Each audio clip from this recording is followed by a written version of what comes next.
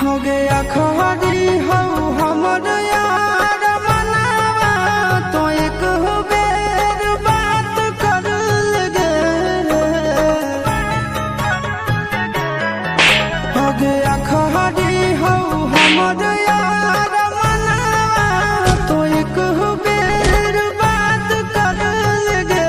हो गे सोना यार हो भगती पटनावा में आके मुलाकात कर लेगे। आगे सुना यादावा हो भरती पटनावा में आके मुलाकात कर लेगे। आगे चली जाइबा छोड़ी के